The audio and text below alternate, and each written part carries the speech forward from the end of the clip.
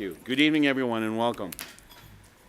Where this has been a scheduled Board of Selectmen's meeting, I have to open up the board meeting, and I will turn this meeting over with the downtown collaborative group to Mr. Steve Mitchell. And Stephen, take it away. It's all yours. Board of Selectmen meeting is now open. Thank you, Joe. So welcome. This is our second Downtown Summit meeting. I just want to acknowledge some of the folks that are in the room. We have members of the Board of Selectmen, members of the Planning Board. We have members of the ARA. Unfortunately, the Historical Commission was unable to attend tonight, so they're not represented this evening. We have members of the Garden Club. We have members of the ABA. We have members of the Housing Trust, the Affordable Housing Trust as well. Correct? Yes. So, so just a little background briefly on what and why we're doing this process. This is part of the Board of Selectmen's acknowledged mission and vision statement that we created back in the summer, which identified downtown revitalization as a key agenda item. And also, it's very much a part of our economic development report that was presented to the board back in May of 2015, which also identifies downtown Ashland as a key part of our economic revitalization projects. So, segueing into that, I'd like to introduce Beth Reynolds, who's our recently appointed Economic Development Director, and we'll hear from Beth a little bit later on in the meeting. We do, and I apologize if I didn't recognize the ARA as well. Did I? Okay, so the agenda as it was posted, we're going to tweak it a little bit because we've got planning board members here who have a meeting at 8 o'clock. So we are going to allow the planning board via or through our planner Nat Schlossberg to speak about form-based coding, an introduction to that, and then we will turn it over to Sarah Hines to give us some visuals about form-based code and some concepts of downtown. So, Nat, that's fine. Yeah. Sure. Good evening, everybody. At this time, I'm very excited to be working on a form-based code initiative. And just in a nutshell, right now, our zoning, and in many other communities across the country, their zoning is organized according to use. So in one section of town, you might have residential. In another section of town, you might have commercial. Put this use in one area, put this use in another area. But a growing movement across the country is starting to say, okay, well, organizing by use is good, but lately we're really interested in the appearance of our community. It's good for business, it's good for quality of life. Everybody wants their community to look good. And so now there's an initiative called form-based coding. And what that basically means is not only are we organizing our zoning according to use, we're beginning to organize our zoning according to form. What is the design of the structures? What does it look like? And so right now we're launching an initiative to use form-based coding in some of the downtown districts of Ashland. And I'm working on compiling some renderings that ideally we'd actually like to put right in the zoning code so you can begin to see what forms might be good in the downtown area, suggested forms, recommended forms that are not only good for business, because businesses like to be in a place that looks good, it attracts customers, but are actually good for quality of life. It makes you feel good when you're there, when you're next to forms and structures like that. And over the next couple of months, as we move towards town meeting, I look forward to developing this further and to bringing it to town meeting, and hopefully I can share more of it with you over the course of that time. But in the meantime, Sarah, resident architect, has put in a lot of time and a lot of work into placing together a digital design of potential forms that certainly reflect the types of forms and renderings that I'm working with, and she's overlaid it on the downtown area. And it's very, very cool. And I'd like to turn this over to Sarah so she can explain this. Okay. In 2013, we had students from the Boston Architectural Center do a study of our downtown. And one of the things we asked them to do was to give us a SketchUp drawing of the entire downtown, which I thought was going to be easy, but apparently it was hard for them. But we have it. And the idea was that, you know, as projects came online, we would put them into that plan, so we'd always have a working thing. And so, and this is what we have. Right now, I took, because we have 21 Main Street, and because Graham was good enough to sort of give me the 3D model, we've got this one in here. So as we get other projects, we'll be able to see, you know, how they fill in. And then I took the whole idea and I said, let's look at where can we go with some future projects. And some of these things may align with your form-based code ideas, but it'll give us some ideas, because a lot of times we talk about, oh, well, let's go taller, let's go denser. And what's that going to look like? Well, here is some ideas. I was looking, so we're coming in, we're looking down Homer here, but we'll come to the corner, and these tools are a little hard to deal with. So in this case, this is the kind of the Lintro site that's behind John Stone's. It's a half an acre. And apparently he's moved elsewhere. I think he was interested in doing something with it. So let's thought, well, what do we do there? So it's about a 3.5-story office building. Don't know how it's going to happen. That's the case with these. You don't know how they're going to happen. We know that they're potential things. They give us some idea of scale. Then we come down the street, and we know that the fire and police are going to get relocated eventually to a public safety building. So what can happen there? We all love the fire station, but the police station's kind of a goner. So we can do a mixed-use building here. Maybe comes more up to the street, and has retail on the first floor, and maybe office space above, or whatever. I've showed it with maybe a skylight from the roof, so you'd have some nice light in there. You put parking behind it. Let's see if I can do this. Back it up. So it'd be parking behind. So you pull in and do parking behind. So we're not abandoning parking, but we want to create a really strong downtown first. In the same area, orbit again. I've always felt that the Santander building really is a prime location, and not a very big building. And so I thought maybe at some point, maybe the bank would like to invest in because I mean, you could put a bank in this part here of this building and have a fairly large mixed use. And again, when I think of mixed use in the downtown, I think it's a good idea to have office space there. You could do residential, but we have a lot of residential that's close to here, and I think we want to get business and jobs to come into town as well. So I'm trying to get a better view of that.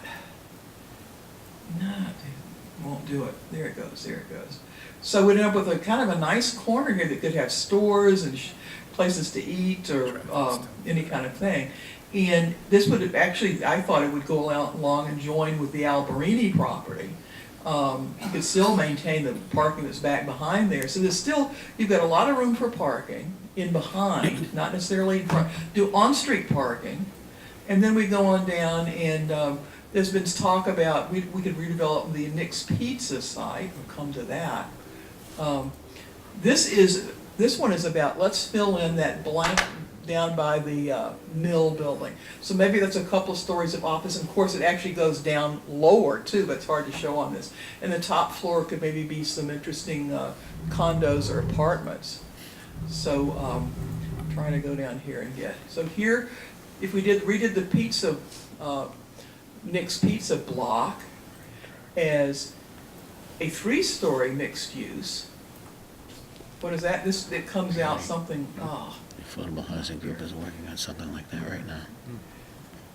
It's very close to the town hall, but I'm thinking it begins to tell us that we don't want anything too tall, but we can develop more of a streetscape of shops and stores that we want to walk to. This is a project that I looked at for doing for the Six Cherry site, which was going to be live work, so you'd have street, have storefronts along the street here, and then 2-story loft apartments above, like with 2-story spaces in them. So it would appeal to artists and young people. So, and then we go on down, let's see, down the street to Graham's place again. So we've sort of taken in a lot of possible things we can do here. And you come over onto this side, get another view of this. When you come down Pleasant Street, if you ever notice it, you're coming straight on the long straight street. You come right toward the corner of that red mill building. So whatever you put next to it could be a significant project. I mean, I don't think this one does it justice when I was running out of time on this thing, but it could become significant. So you really a design potential.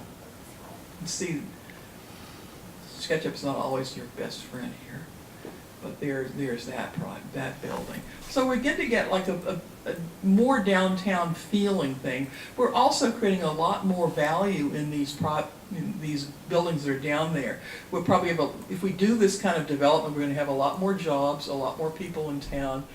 We could begin to catalyze more growth down here, and more interesting things for us. And I think we want to hold on to our historic stuff, so we end up with some nice street views. They're not going to. Here we go.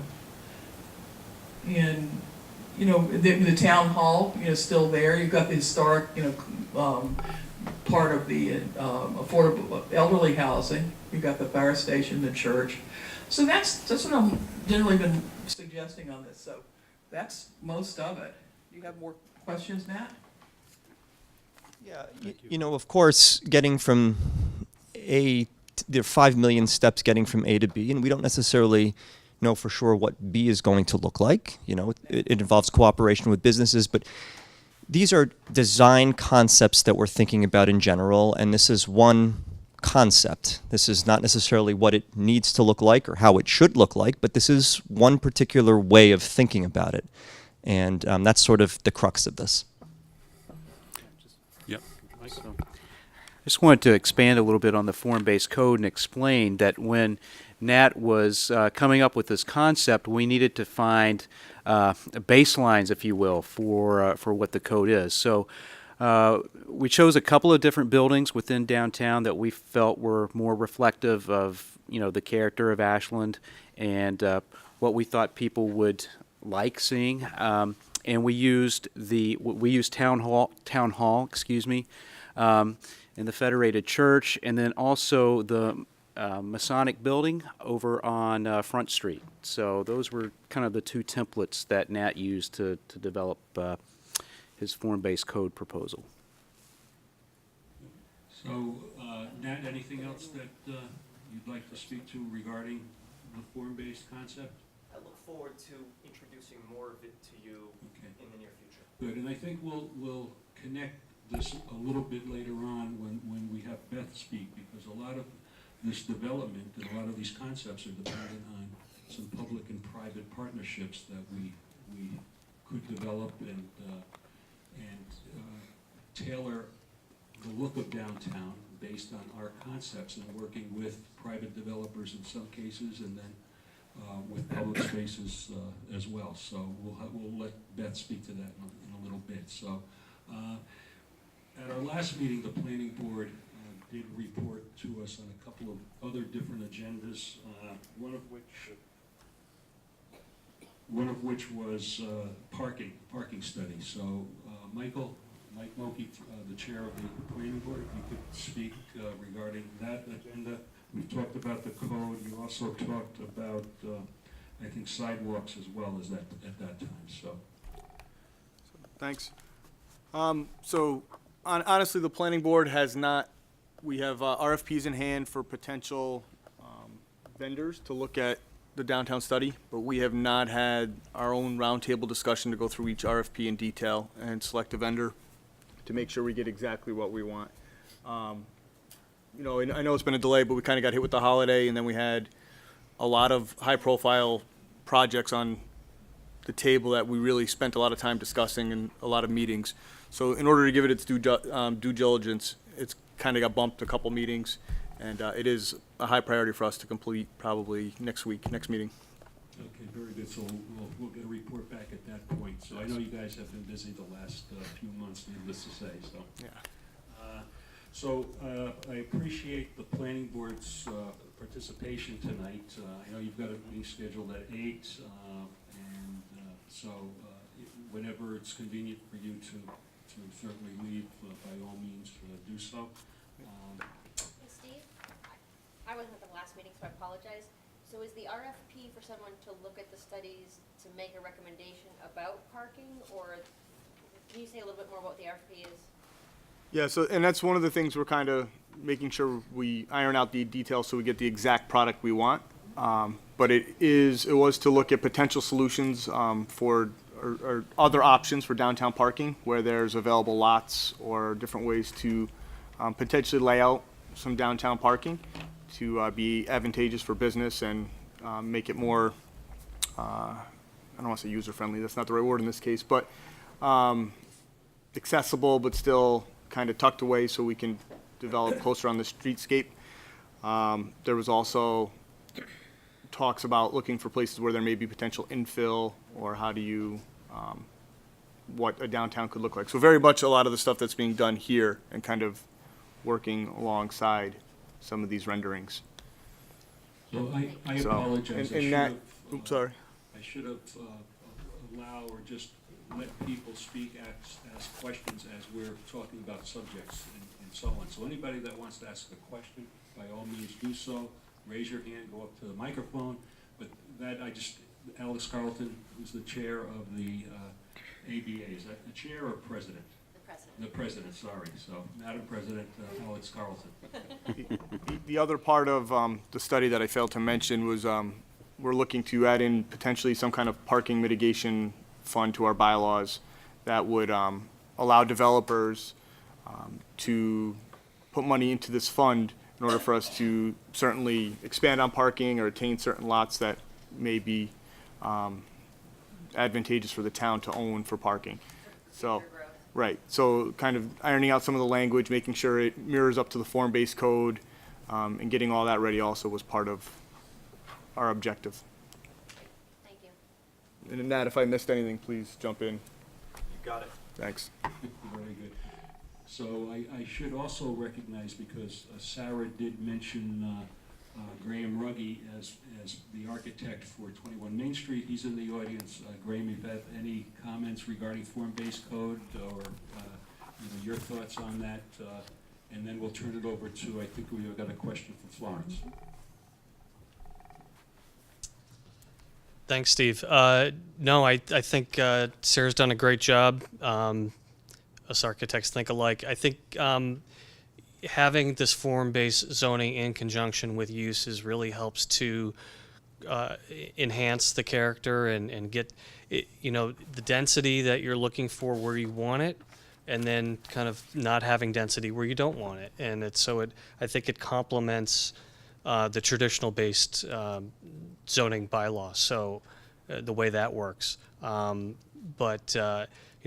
the parking, I know that, looking at and having done a project downtown that's under construction finally, but having worked on that and then looking at other parcels, one of the challenges certainly is, the size of the existing lots, the parking requirements. So I'm sure that one of the things that's going to come out of that study is having a mixture of on-street and satellite parking. That's really going to help satisfy those things, because whether it's businesses or residences, there's going to need to be parking that's not 2 miles away, but certainly that works within an overall scheme for the downtown area. So having the form-based zoning and the parking study kind of working hand in hand is huge. So, and I think that's going to encourage developers to come and look at things. Having the town reach out to developers is very important. Having the town help developers or others look at and making outreach to property owners Where it makes sense to do those combined parcels so that you can get a development that, frankly, a developer's going to want to do because it's profitable. There's a threshold that they need to meet. So that's the reality of it. So, but great job, Sarah. Thank you. Great, thanks, Graham. And that. Florence? Well, I'd also say great job, Sarah, and I don't understand why we're not taking advantage of Sarah rather than stalling on an RFP and having Sarah be our person who knows the town better than anyone that we're going to hire from the outside and whose team of students could help her do this work. I don't understand why we're going further to someone outside who doesn't know the finesses of owners and buildings and uses in this town. Well, it's always an issue of conflict. Yeah, but it's, When you work in the town and you're on as many committees as I am, there's always an issue of conflict of interest. But also the RFP is for a parking study. Well, It's- I did a parking count of all the parking places in here. Right.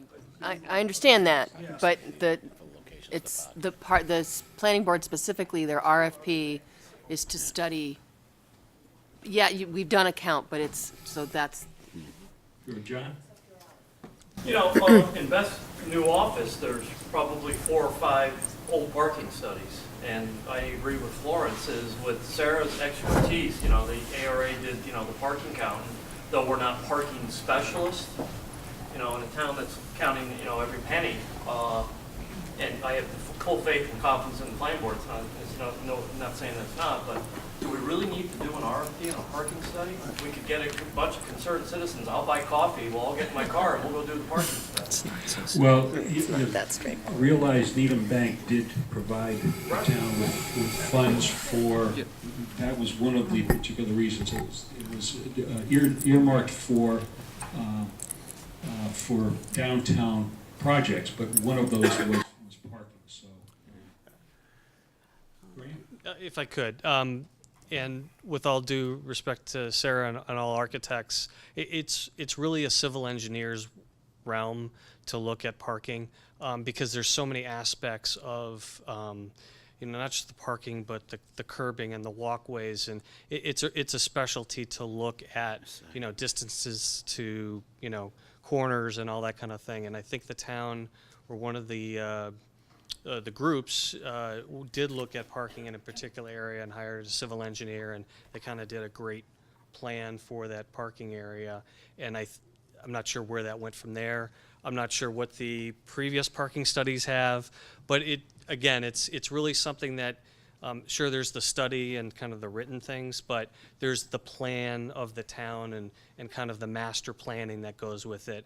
And certainly there's influences that architects can have, and I think it's important to have, whether it's Sarah or another resident like myself, who's vested and interested in our community, to be advising and consulting on that, along with our resources, our staff resources in town planning and so forth. But having a civil engineer to come on board and really being able to put a plan together that functions and works is key.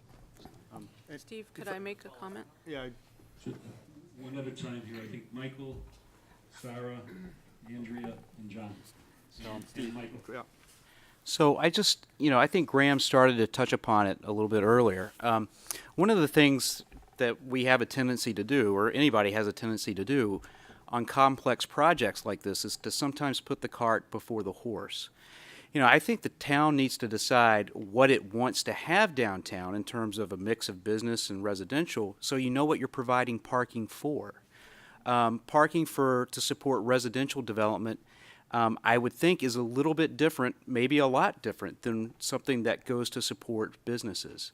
So I really think, if we step back and go up to the 100,000-foot level, if you will, and really start to have a discussion as a community as to what we want to see downtown, then we can start talking about, okay, what do we need to help support that in terms of parking, in terms of infrastructure improvements, in terms of aesthetic requirements, and then also zoning relief. So that's just the point I wanted to make. Agree with that. Is this on? No. No. Sorry. Okay. Whoever does it, there is a book, The High Cost of Free Parking, which is 2.5 inches thick, and it's well worth reading. And that guy, Donald Shoup, who's an expert on this, speaks frequently. He's spoken in Boston. I've heard him speaking. And they talk about how much, people talk about how much a parking space costs if it's in a structured building, how much a parking space costs if it's on regular land, and it's like in this vicinity of $30,000 a space. It gets expensive. We don't put parking meters up. We may have to, if we're going to do any structured parking garage or something, it's going to cost, and we're going to have to be able to charge for it, either charging businesses or putting meters or something like that on it. And there's figures on that. I'm on a lot of urban design listservs, and I see this stuff all the time. But I think that Mike is really right. We have to know what we're designing our downtown around. I keep thinking we get so panicked about won't we have enough parking that we don't create the downtown first. We have to have a downtown that's worth going to. There's people have said recently that if you don't have a parking problem in your downtown, you have a problem. And I think there's a lot to be said for that. If you're going to hire a civil engineering firm, you need to have one that's really savvy with the newest thoughts on parking and how it's done. Civil engineers are very good at cutting and dicing. But even in terms of Graham's job here, I think he had issues about you have mixed use and you got residential.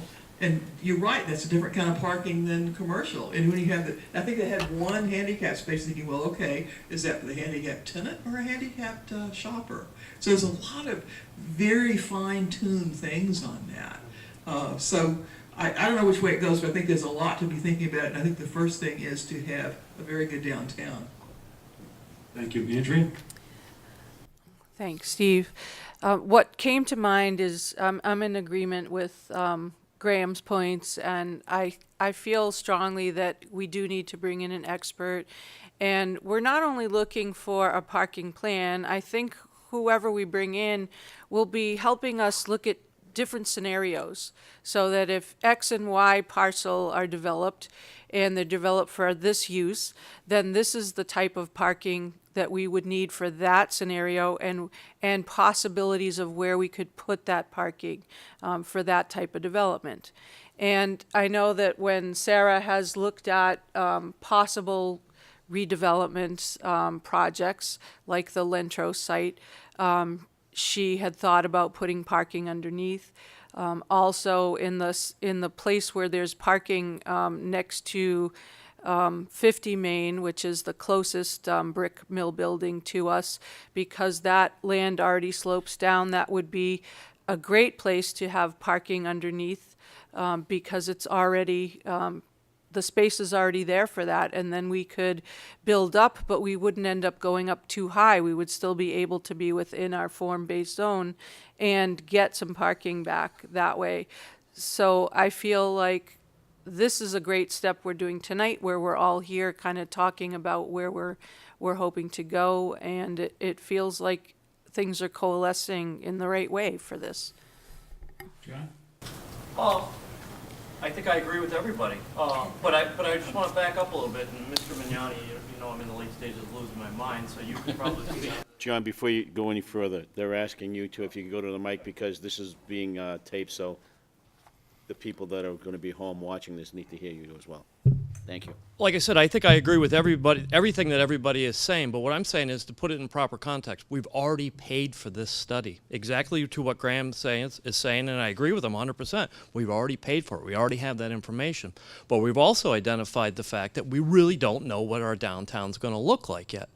So everybody wants to go out and get the new, fancy study, and they're exciting, and you can probably learn a little bit. What I'm saying is, maybe let's just take a step back, review what we've already paid for, work on our vision, and then maybe after we've decided more what our vision is going to be, use the information that we already have, which is the same information, because as exciting as this project is, our downtown doesn't have 100 different options. It might have 10.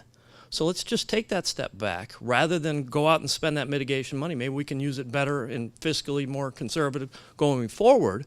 use Sarah's expertise, use Nat's expertise. Maybe we don't, maybe we're rushing the parking study, and maybe I'm wrong, but I'm just throwing it out there as a conversation piece. Thanks, John. Michael, I think you had a... I did. So for those that may not know about this money and where it's coming from, I just want to give it some background and some context. When Needham Bank was developed, there was $40,000 of mitigation money that was given specifically to look at the downtown area, and we called out parking as one of the things to look at specific. That is where the money is earmarked from. It was $10,000 of the money. It is not to do a parking count. That was not what we were looking for by any means. I think we've heard through the Comprehensive Plan Committee and other groups in town that we're looking to be a community that has more walking and biking, smart growth, right? All the multi-use buildings in the downtown. All these things will impact our bylaws, and they will impact our parking in the downtown. So as we're rolling out form-based code and as it moves forward, we're looking to have a plan that mirrors up with that and that has updated bylaws, so it kind of rolls out together seamlessly, and we don't end up with great form-based code, but we still have a parking issue, and we have to wait multiple town meetings again to kind of catch up and kind of do those things. So from a planning perspective, it's just purely planning, and that's what we're trying to do. We're trying to plan in the future, trying to be in alignment with the other things that are going on currently downtown, so we do have options when this all comes out. And that is what the money was intended for. So I agree, it's first we have to probably determine where we want to go and what we want to be and what our downtown should look like, but we also have to be prepared for when those decisions are made, and this will help us be in that position. So. Thanks, Mike. Yep. Since we're talking about parking in downtown, I just wanted to bring it to everybody's attention that within a good 15-minute walk of the new Needham Bank site, there is a 200-lot space behind Tom's Auto Body. And you can walk there from there, because I've done it and I timed it. And we should be taking advantage of that. Thank you. Thanks, Kathy. Planning board folks, it's 20 minutes to 8. So, Thanks, Steve. I appreciate it. Thank you very much, Matt. Wish we could stay longer. Rusted, thank you. Thanks, guys. Thank you. Talk to you guys. Thank you, guys. Have a good night. Can I make one more point? Okay. So I just want to jump in again, and you know, we've got very limited resources as a town, and I hate to keep on harping on this, but again, before we start utilizing those resources, why don't we just define what we want to do? So I guess the question is how do we get from talking about, oh, we need to figure out what we want to be, to actually figuring out what we want to be? Could we use some of that funding to maybe, you know, do a couple of charrettes? I know they can be those can become very tiring, and we've had plenty of them, I believe. But, you know, I'm just concerned that we're just going to go in different directions and really not end up going anywhere. You know, can we really support significant residential development downtown with a train that runs through it blasting, you know, a pretty loud noise through all hours of the night? I mean, Karen can probably tell you that's not too fun, as somebody who lived downtown for a while. You know, is there much of a market for people to move in for something like that? But again, I think you've got to have a marriage of, okay, what do we want and what are the possibilities? And I think we could probably be looking at resources like the $40,000, maybe some BAA or Selectmans money, maybe even some general fund money to help us get to that point. But I think we need to hear that that's really what people want to do, at least around this table. Graham? I guess unfortunately Nat just left, but I went to let's call it a presentation, Marlboro, the city of Marlboro. Did a presentation about a year ago, or maybe last late spring, summer. So I encourage Nat and Mike, we can talk more in depth about it, but they had a great presentation. They invited the business community to come and residents. They had an open forum, and they did a presentation of exactly this, form-based zoning.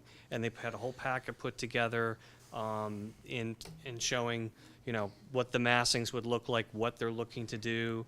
They'd like to get a, you know, hotel in this location. They'd like to do, you know, paid municipal parking in that location. They like the streetscape to look, develop like this. So it was a great forum to basically kick off their form-based zoning. So maybe that's something that we could look into. Good. Thanks, Graham. So at this point, I'd like to hear from Beth Reynolds, our Economic Development Director, and then I'd like to segue into Alex Carlton from the National Business Association. I think it's important that we get the business perspective as well, so thank you. Thank you. Thank you so much. I'm so happy to be here. This is week 2 of this job so far, so I am I'm getting my feet wet pretty quickly. Baptism under fire. Thank you. But I'm very excited. This town has so much to offer, and really what my charge is going to be is to market that. If we build it, they will come, right? That's the old cliche. So, the last couple weeks I've been in meeting after meeting with different organizations. I've been with the ABA for twice, I think, now in 2 weeks, which is wonderful. Which that organization right now has a lot of energy, a lot of drive, and they're going to do some really great things, hopefully with me as well. So. I also had a wonderful meeting today with Mass Development. The state has a lot of opportunities for us to take advantage of that we are not taking advantage of currently. So when I said mixed-use development and revitalizing downtown, their eyes lit up. So that's what they really want to put their funds into. So there's a lot available to us in funding, in loans, and we'll be working with them. I'll be working with them really closely to find out what our opportunities are with that. I also will be working very closely with the developers and trying to establish strong relationships with them to make sure that the right businesses are coming in and we're providing the right space for businesses to come into town. So those are kind of the things right on my docket. There's a lot of other opportunities as well with the state, with Mass Econ, with Mass Office of Business Development. MOBD is a great resource for us. So we'll really start to see economic development expand for sure. So one question I have, Beth, is how do you anticipate marketing the town? And I know some of our budding communities do, from my opinion, do a very good job of marketing their assets and their resources and so on. So can you speak to that a bit? Well, we're redeveloping our website, so that's pretty close to being finalized. So that will be a huge resource for us. Plus, there's also okay. There's also a lot of opportunities as well with the state. So there's site finders that are out there that a lot of developers or businesses will look for space. So we'll be utilizing that to market what we do have available. At this point, those are kind of my 2 top things, but I'm sure that will expand. Another thing too that we have to work on, which I think with ABA especially, is that our businesses that are here, we need to retain them. So yes, we're attracting new businesses, but we have to retain the businesses that we have here. There's a lot of growth that's coming down the pike for the businesses that are here. And I think that if we work closely with them and we know what's next, what's coming up next for them, that we'll be able to retain them and keep them here. Great, thank you. I'm very excited, I'm sure we all are, that we have an economic development director and someone of your caliber, so, in your background, so looking forward to seeing your work and working with you as well. So Alex, if I could ask you to come to the microphone.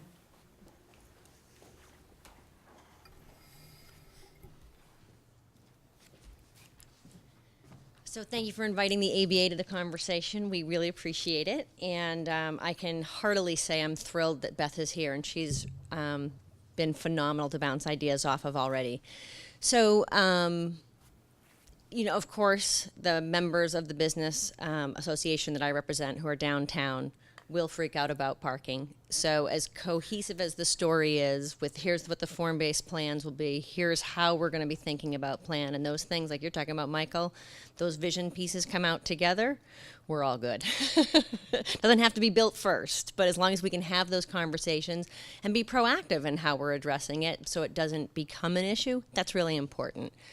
Equally important is how we get people to the businesses. So if it's bike paths and other means, like so kids could walk to town because the sidewalks don't run out, those things are hugely important. The ABA, what we've been really focused on in the past months is really even beyond retaining Ashland businesses, but really how do we help our businesses start to flourish even more than they have been. And this has been a lot of different education programs. But some of the things that we're doing as the ABA is we're also reaching outside of our community and building additional partnerships. So this week we launched a partnership with the Chamber of Commerce. And this will allow us to promote our Ashland businesses to the greater Metro West, which will hopefully mean more business for our businesses. And we'll also work with the Metro West Chamber of Commerce to promote issues that are important for all of Metro West businesses. And this is a really exciting partnership and a great benefit to the ABA. And just this week alone, we got more businesses joining because of some of these partnerships we're creating.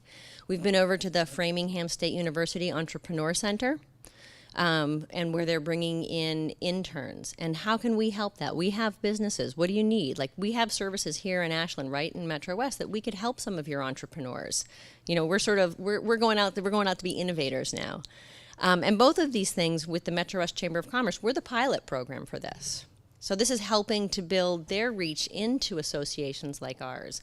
So we're in a very innovative place, which is a great place for Ashland to be. You know, we're looking at our current businesses and we're trying to make it more and more valuable for our businesses so that they know that when they come to us, we're just about growing your business. That's what we do. We just want to help your business grow. And if we can get more and more businesses together so we have a collective voice, so there's one place for Beth to come and find us, so we can do some education, but, you know, even change. Like, everybody has a hard time with change. If you're going to move parking, even if there's going to be more parking, it'll be hard for some people.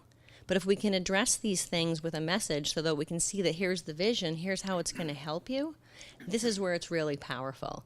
So our theme has really been, where can we partner outside of the ABA to help the community? We've got a phenomenal partnership with the high school right now where we've got a mentorship program, and it's unbelievable. These kids are helping our businesses. We're helping these kids get some phenomenal education, so it helps the patina of the high school. It's helping our businesses. And there's so much activity like this. This group is sort of on fire right now, and we're really interested in being, an active voice in this conversation.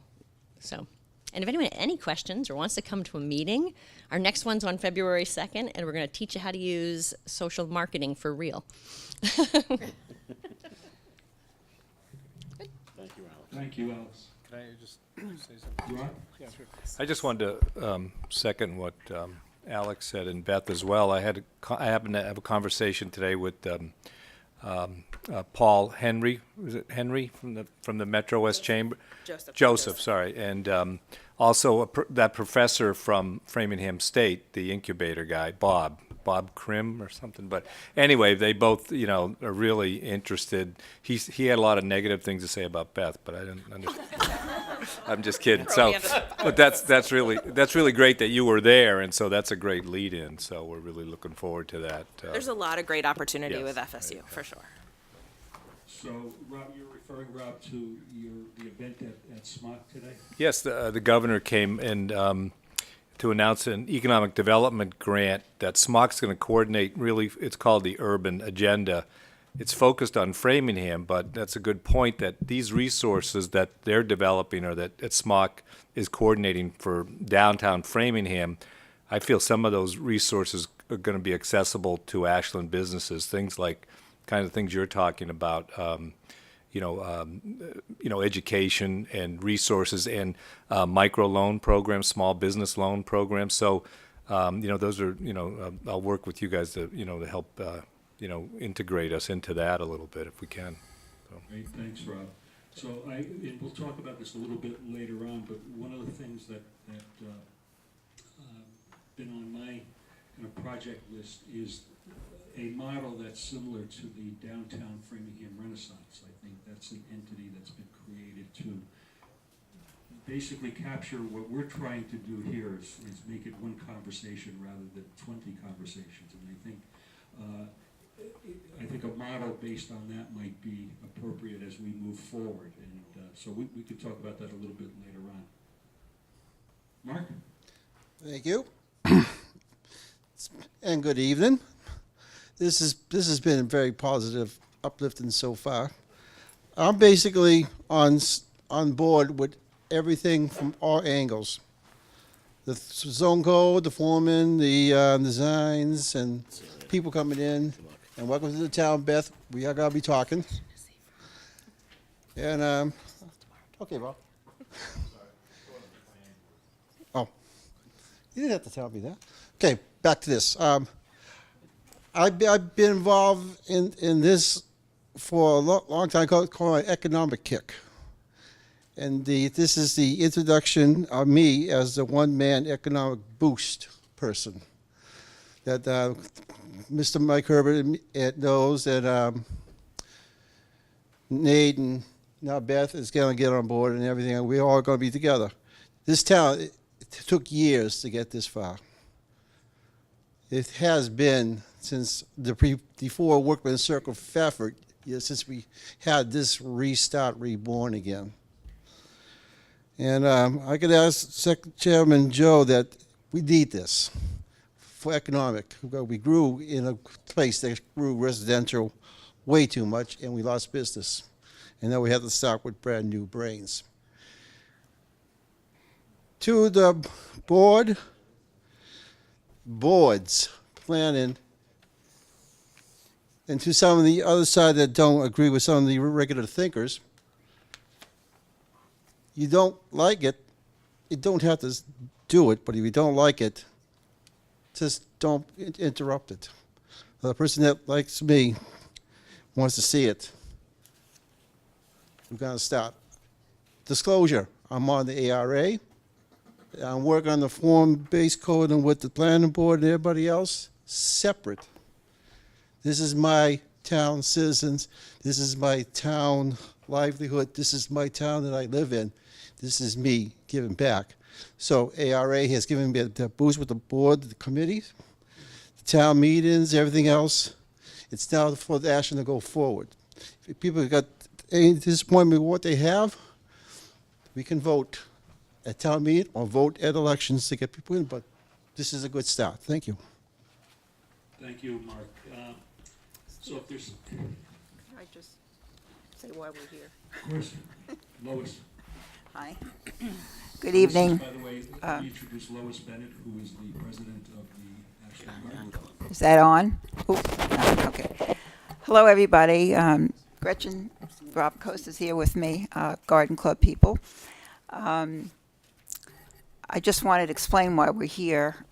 Our town, most of you know that we do pots in town, and we have sites that we garden in town, like the clock tower, and other sites, the fountain, the library. We're at the point where we feel that we've been working a little too much in isolation from other groups in town, and kind of do our own thing, and everybody thanks us, but we're not really connected to what's going on in town. So that's the reason why we came tonight, to get that piece in our vision. Our main mission has always been to beautify Ashland, and we feel that we should be concentrating more in downtown Ashland. We have done some juggling and removing and adding barrels here and there this past spring. But we're very interested in what's going on downtown. We're a very small group, but a very dedicated group. Three of the very active people in our club don't have to worry about the water issue because they don't live in Ashland. So we can get water. They can water their pots in their areas without worrying about the water issue the rest of us have. And that's something we need help with. That's one of the nuts and bolts that I'd like to address, is the problem we have when we go into these restrictions and these bans, keeping our pots going and our roses going, and it's a real problem. So I guess we'd like to beg for a water truck, or to exempt us from the bands because it's a real problem. So I'm kind of all over the place here. I'm not used to the mic or even sitting at the table, but You're doing great.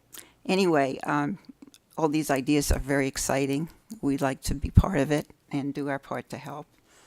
And we're not just little old ladies in garden hats with pruners. I appreciate it, Lois. It's very well articulated. And, one of the things that we discussed at our first meeting was some short-term projects for downtown that could help beautify. And of course, that would involve the garden club, but we realize your resources are limited. We know that you need help.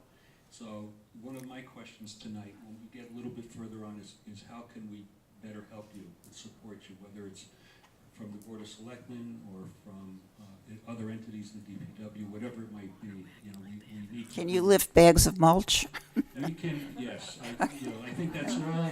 We need to discuss all that stuff. How can we better support the garden club, because you do great work. I just have to say one funny story that's concerns this whole issue. Oh, a long time ago, I had a little, what did I have? A little Civic something, a car.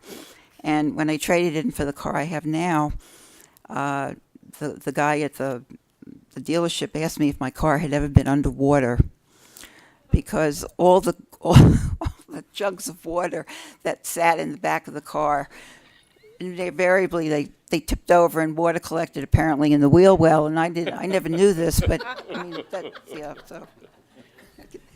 Lois, if it's any consolation, we've had that discussion about when this project, whenever it gets off the ground, to implement possibly putting in, water pipes with spigots, so that make it a little bit more advantageous for the And people group. have tried to help with that too. I'm not saying nobody's ever done anything. No, but I'm just saying that discussion is, Thank out you. there, so. That would Yolanda? be great. The other idea is in Holliston, there's someone who has a water truck. Mhm. And you see him, I mean, Holliston, their flowers, they've won, America in Bloom.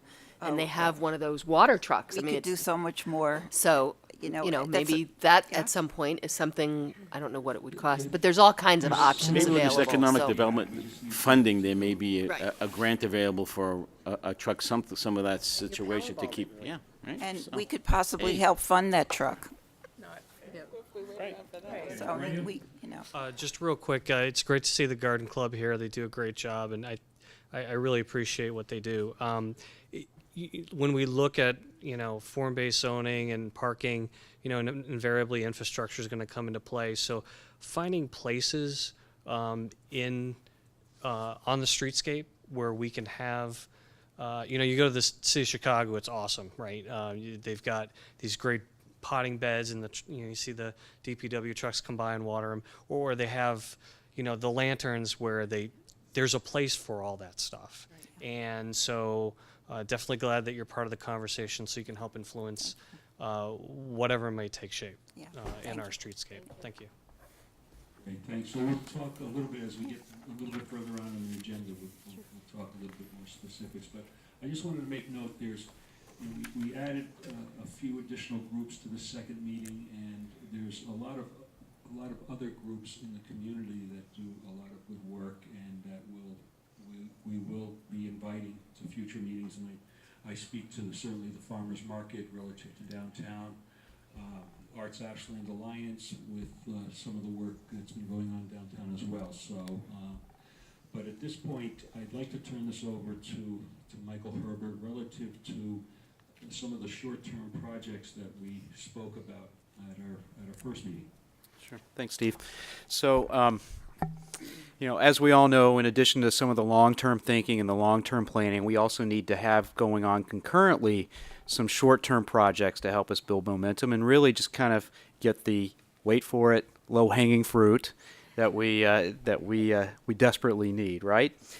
So there were a number of suggestions that were made at the last downtown meeting, and just wanted to give a brief update on what some of those projects, or the status of those projects, if you will. And I think as we continue to have these forums, this will be a regular part of those forums, which is, updates on these short-term projects. And hopefully we can say that some of them are completed. So one of the ideas that was brought up at the last meeting was the idea of a flower wall as part of the train or the chain link fence that runs along the track. I guess there are good examples of this in Portland and in other communities.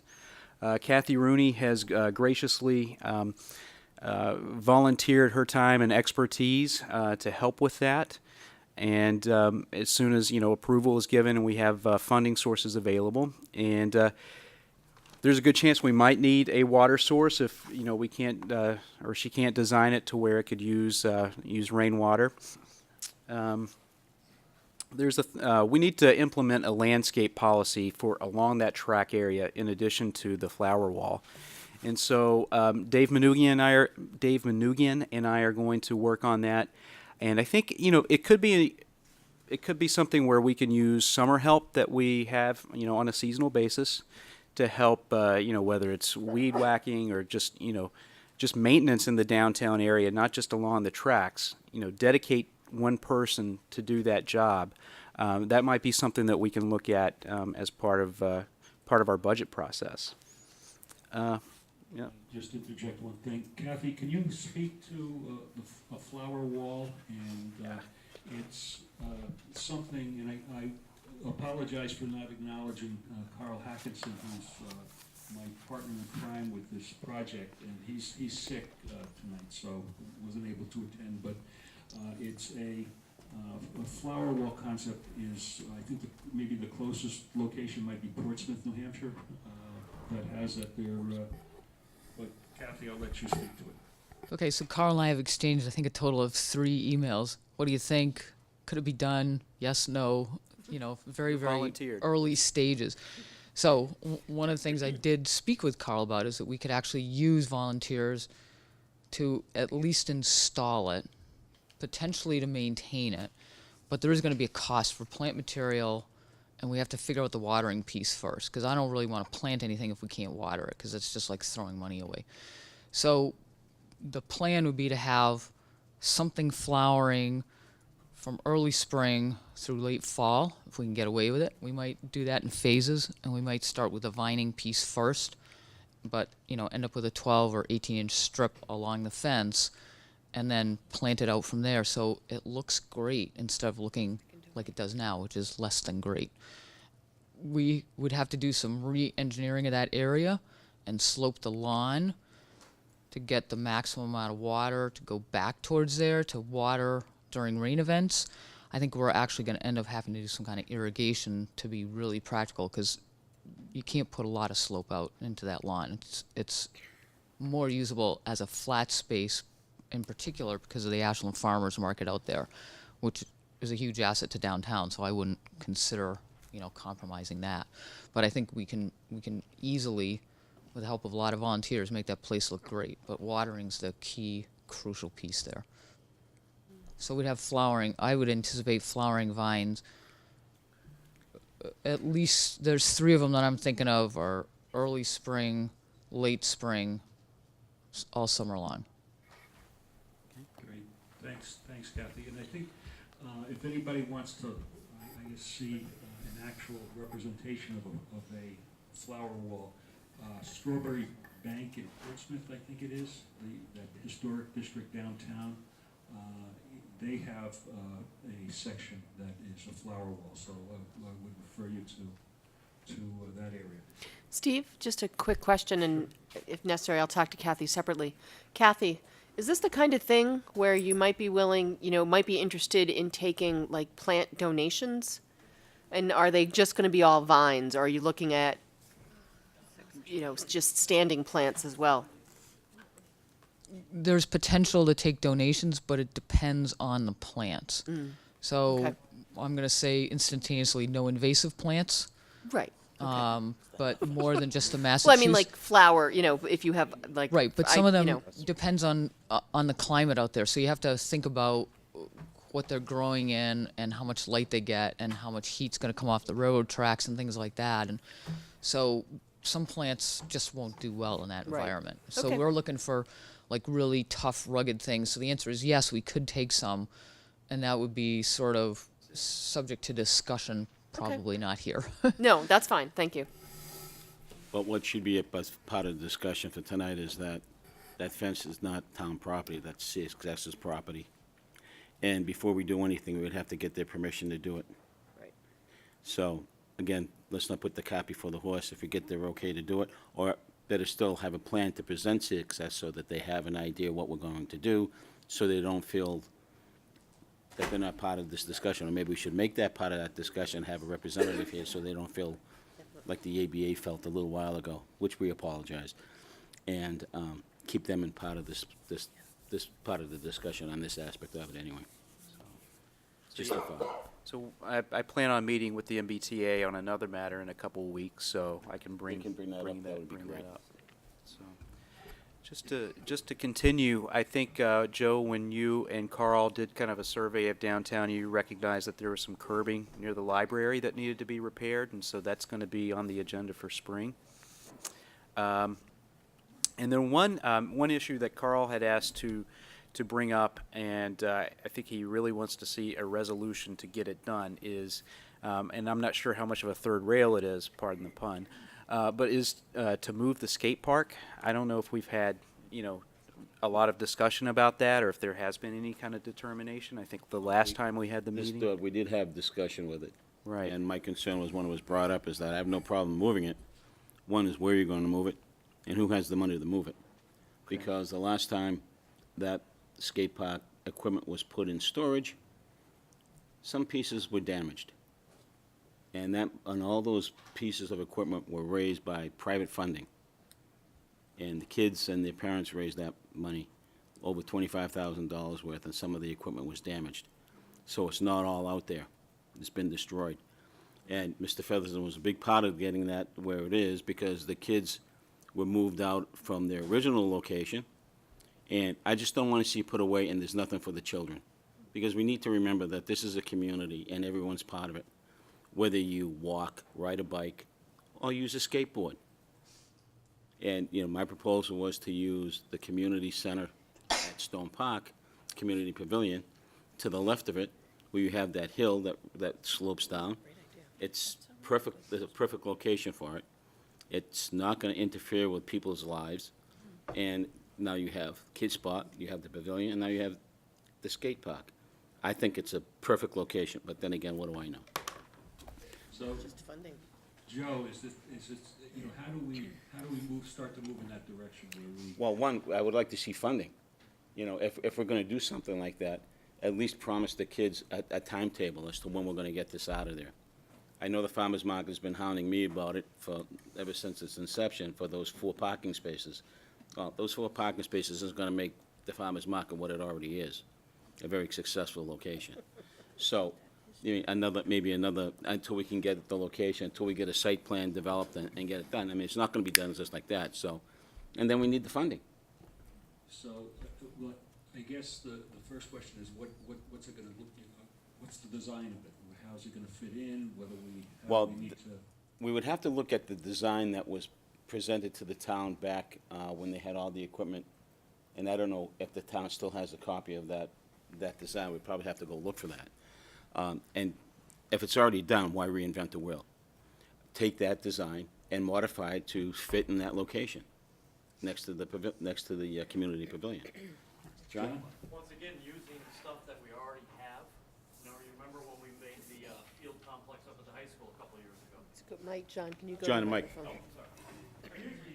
Either that, why don't you come out and sit up here? I'm usually the loudmouth in the room, but Once again, we've already paid for a skate park study that we already own. Joe will speak to it. When we designed the fields up at the high school, we paid for a skate park design. So is it maybe the ultimate plan? No, but we can go back to that. The costs have probably stayed roughly the same, so we Right. can go back to that again a little bit. And It's probably going to be a little bit smaller than Right. what they currently have, but at least it'll be something that they can utilize, and I think it'll probably be utilized more than where it currently is.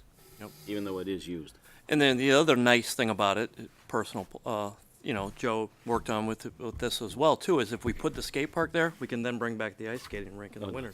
We'll talk about that later. Right.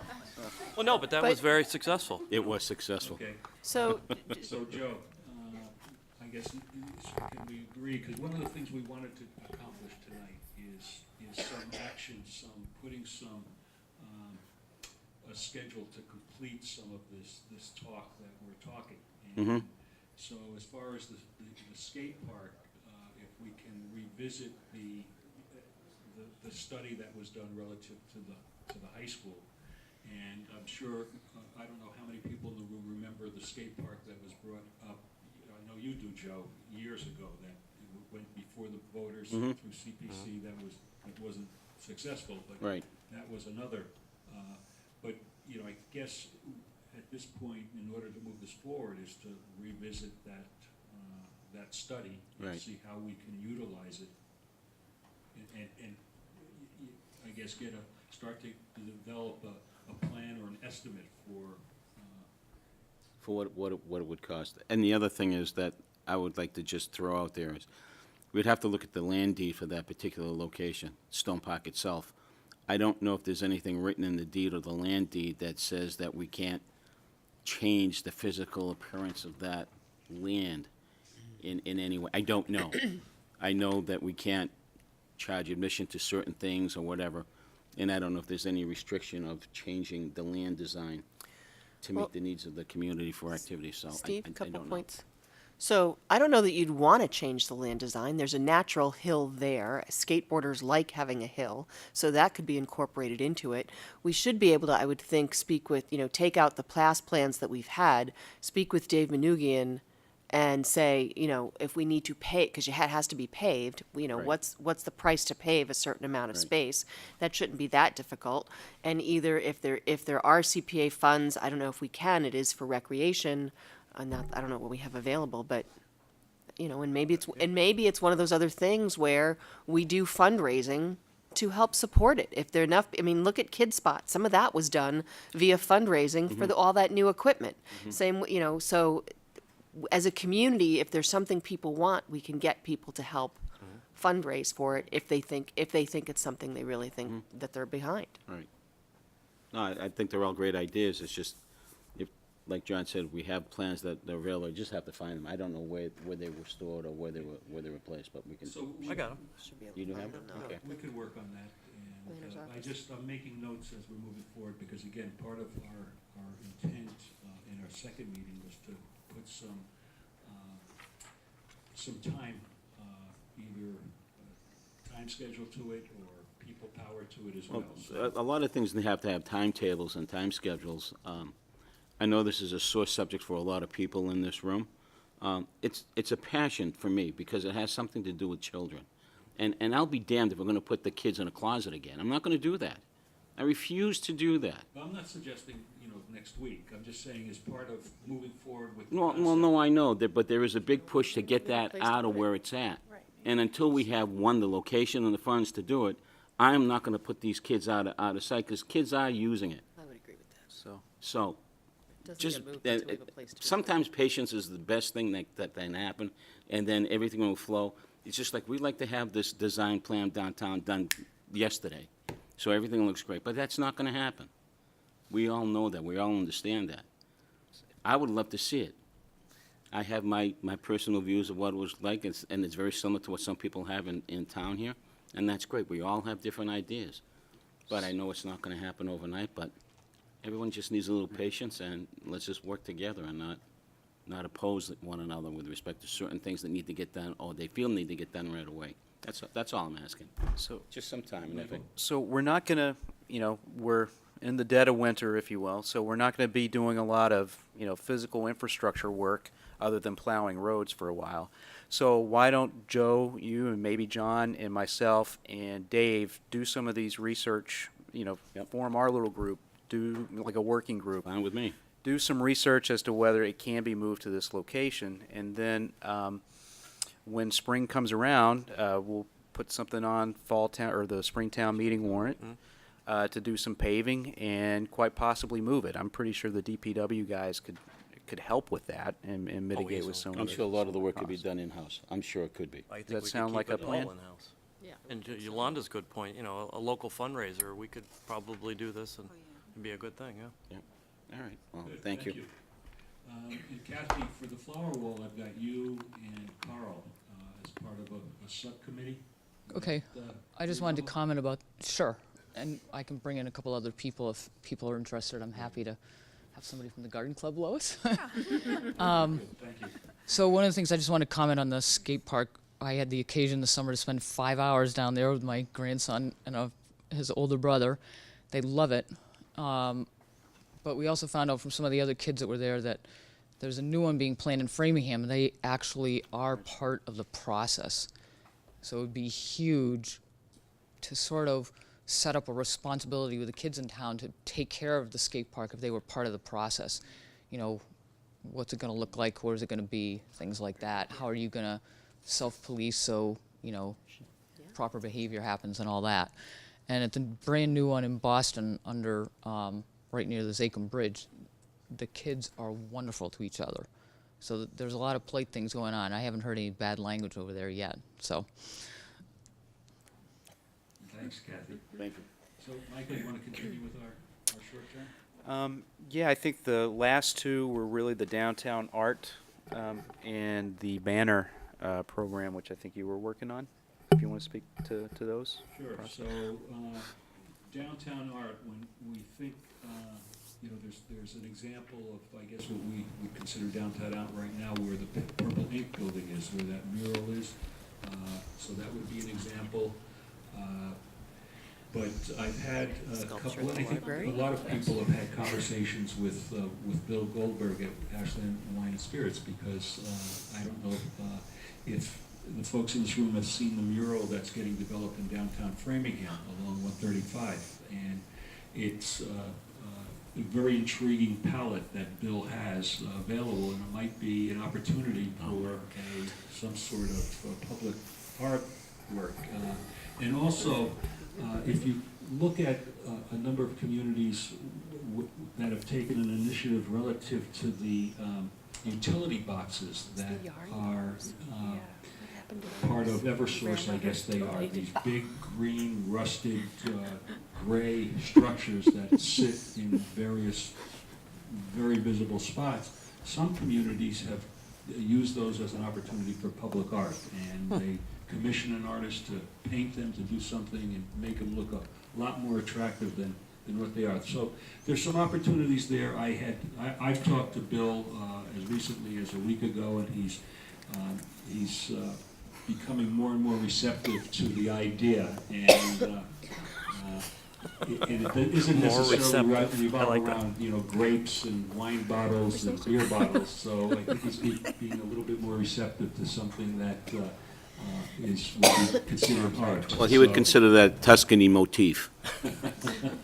So there's also, if you take the train into town in Natick, along at one of their stations, there's a mural, and it's kind of Natick history. So it's very interesting. So as long as he's receptive, I think we have to make some progress there. So that's the concepts of downtown art. That's not a short-term process. That's going to be a little bit longer term, certainly mid-range, I would consider it, but you know, certainly doable. One of the things that the Board of Selectmen have talked about is, and Barbara Thorson is in the audience as well. She kind of pushed this forward with having flags during important days of the year, Memorial Day, Veterans Day, and so on. And so the Board of Selectmen funded flags for downtown. We purchased new brackets and flags. And unfortunately, we came to learn that we just can't put flags on our telephone poles. You have to get approval from Eversource. And so we're in the process of doing that. So we're guaranteed that on Memorial Day we will have flags out there.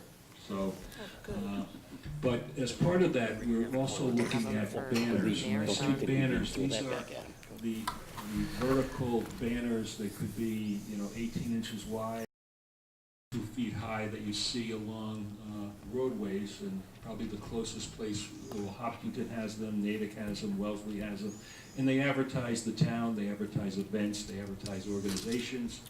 So the concept is to have these the ability to put banners in different places in downtown. And it might be advertise the farmer's market, Ashland Day.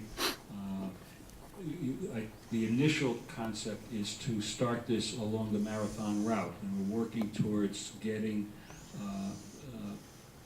banners along the route in preparation for this year's. And so we have Steve Greenberg is helping out with a contact at the BAA to see if we can get official BAA banners. We can have banners made up with our town seal. We can have banners made up with "It All Started Here." And so that's another piece of, I guess, marketing the town and just making it a little bit more attractive. Conversation to do that. Steve? Steve? Oh, I'm sorry, Graham. Sorry, just a couple quick points on those last two things. And I actually, I referred a muralist to Bill at one point when he was considering about a year and a half ago, putting something on that wall. I just would encourage, you know, it's not a inexpensive thing to do if it's going to be done right, because it's going to be something that's going to stay there for a long time, and it takes up a big amount of real estate. So I would just encourage, however that's getting done, that maybe it's one of those public-private partnership things, because it's a big expense to take on as a business owner, and Bill's a great contributor back to the community, and so I'll throw that out. No, that's important. And one of my pitches to Bill was, this is not going to cost you anything, because typically this is done through fundraising or through grants. Great. And so I think it's important if he's going to be receptive, but it's also important that he has input into it, because it's his building. And so I think he's receptive to that, all of those things at this point. So, but I think it's Super. important that it not cost him a dime, actually. Wow, great. Second thing is, previously on the ARA, and I forget who was on at that point in time, but we had looked at kind of flags along Main Street on utility poles, and one of the things, the considerations that you may have already covered, but you know, those utility poles are sometimes straight, mostly crooked, things like that. So just the look of it along Main Street is going to be important, that however those brackets work, it just kind of looks right. And so just want to throw that out there. And then the last thing is, what happened to downtown signs? Downtown signs? The sign. Downtown signage? Town signage progress. That's yeah. next, Graham. Thank you. I just heard short-term projects. If I could throw this up, Bob Duca has a lot of information, negative. Bob Duca has a lot of information about the infrastructure downtown, the poles, some of the reasons certain poles are moving in certain directions, and a very lengthy conversation with him a couple of years ago. And probably wanted to commit suicide after that. It was informative. Please don't, Steve. So we've got a couple more things on short-term projects, and then we're going to have a discussion about town green conversation that's been ongoing. So we'd like to try to wrap up by 9 o'clock, make it reasonable for everybody. So Michael, you want to finish up with the War Memorial? Sure. And then the signage? Yeah, briefly, so there was a desire to repair the War Memorial downtown, so David Foster is working on that, and he and I are talking about that. And then I think we need to speak with the Garden Club about some flower boxes on businesses, seeing if there's something that we could do to make that happen. And then with the signs, I'll turn it over to Andrea. She can talk a little bit about those. I'll jump in. The sign project is ongoing. We are working diligently to try to get a contract signed with the fabricator.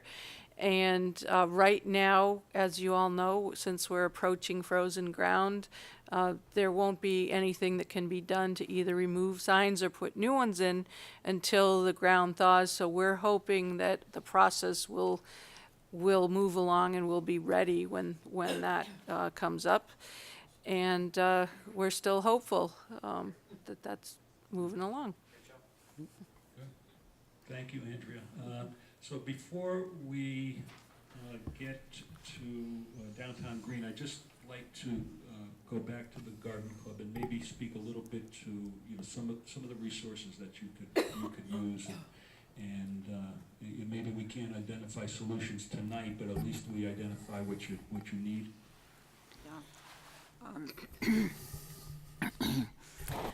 We have a new project, thanks to a generous grant from the Selectmen BAA grant, to kind of redo the post office area, the grounds around the post, at least the part fronting on Summer Street, thank you. Summer Street, we'll start with that. There are some issues there, we understand from folks that have worked there previously, that one big area is very shallow, and that's why pots were put there instead of just planting in the ground. But we have ideas about what to do. Whatever we do will be water-wise, which is what we did at the clock tower, and we put in a lot of sedums there and other things that don't require as much water as other plants. So to answer your question about what we need, when we have that day that we start fooling around there and getting things in the ground, we'll need some help. We'll need manpower. Dave Foster volunteered to help with getting the mulch there and the compost and other things that will be required. Again, it's the watering. One of the, sometimes it's very simple things that can make a difference, like weeding in the cracks and crevices around town that drive a lot of us nuts. And some of us have gone in there and pulled out weeds. I know we're not supposed to spray, and we haven't resorted to that yet, but that's just something if the DPW or do we have a horticulture person in town? I don't even know. I mean, who does the other things that get done that get planted in town?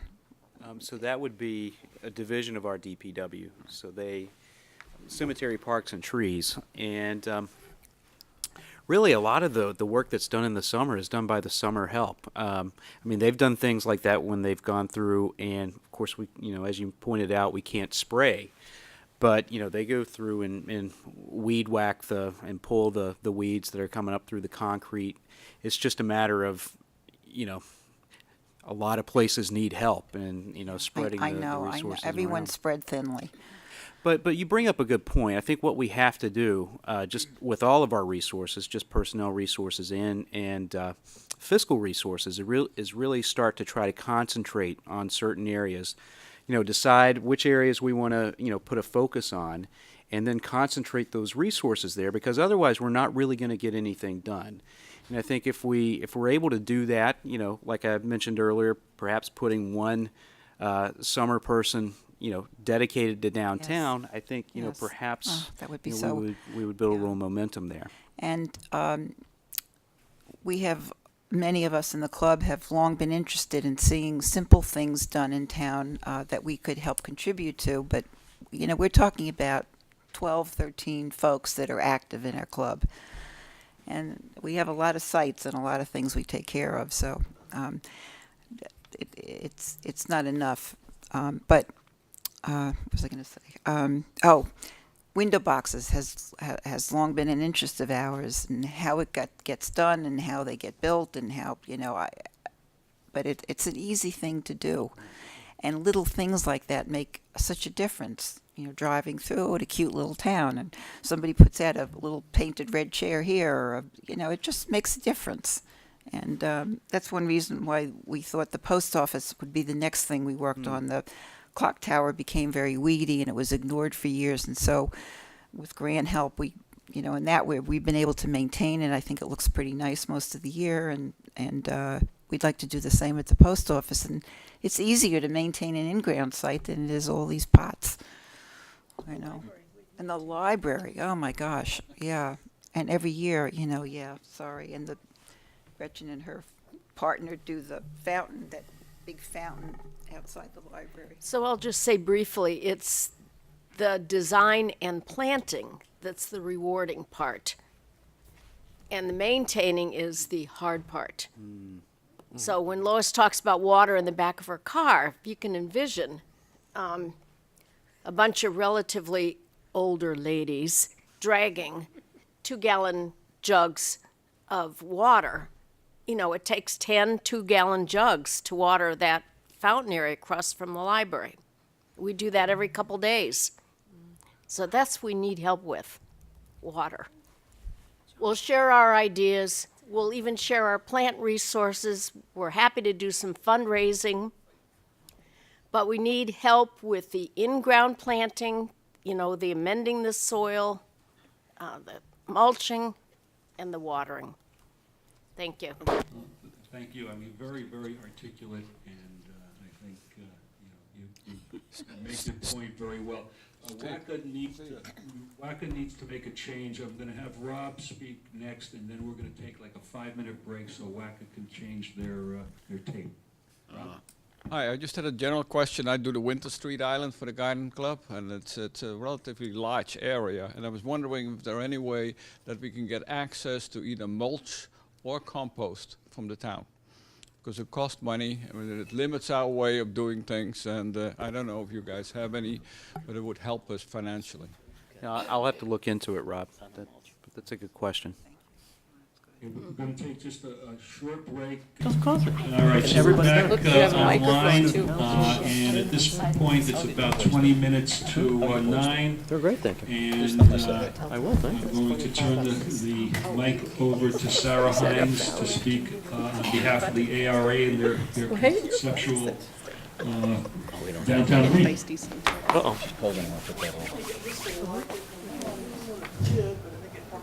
It's warming up. That means we're gonna have to move so these folks can see. Yep.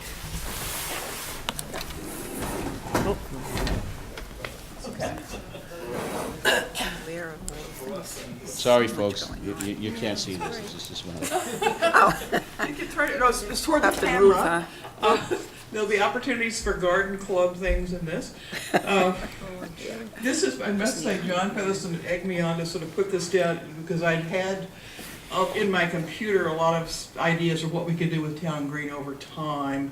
Of course, I'm a fan of eventually the rails get depressed, but until then, originally it came out of an idea of what could we do now to get a town green, and what could we do that would not be a mistake that would have to rip out if we ever did get to depress the rails. So the first thing I looked at, this is one, was the least we could do to create a small town green. And it keeps the parking here, a little bit of parking here, but we create a green here. It's about 236 feet by about 80 feet. We end up wrapping parking around, there's not parking here right now. We end up wrapping parking around Montenegro Square. This is where it already goes along here anyway. And we restripe and reoriented the parking in this area here. And one thing I looked at is everybody wants to be in this area. And if we take, which is also where we want the green to be, so we're in that sort of problem of how we get to do both things at once. And Front Street is really quite wide. It's a broad street, yet it's a secondary street. It's not meant to have a lot of high speed or a lot of traffic. And it used to have angle parking. And I thought, well, let's take our lane, we'll keep our parallel parking on the, I call it the north side, but I'm not sure what it actually is, the way we have it now. On the south side, we'll narrow Front Street down to say 11-foot travel lanes. This is what we're proposing for Pond Street rebuild. And then put angle parking on the other side.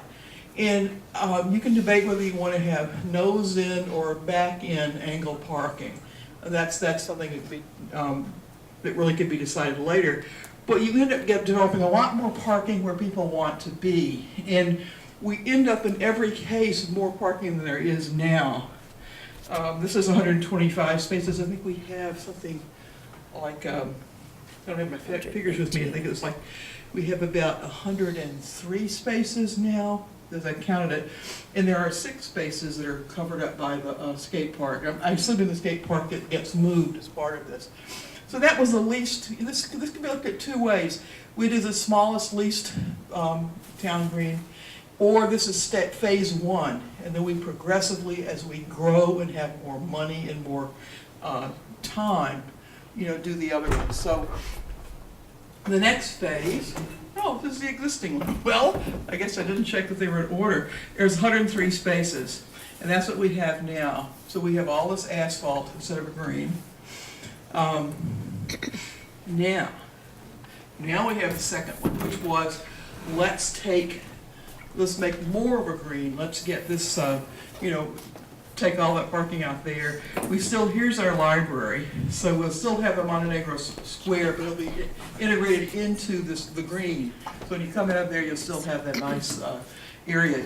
And in this one, all the parking is taken away here, but you do have a lot of replacement parking on Front Street, so you're handling it that way. This ends up being 113 spaces. Also in this one, you begin developing some retail down here, a plaza and maybe a mixed use that has retail on the first floor. So that's a way to sort of begin to frame the whole thing and also create, box around it with buildings, and with, of course, we've got the railroad station. So we do create that sense of a green. We still keep parking there. So that was that one. And I thought, well, let's see how much farther we can go with this. So when you get to 3,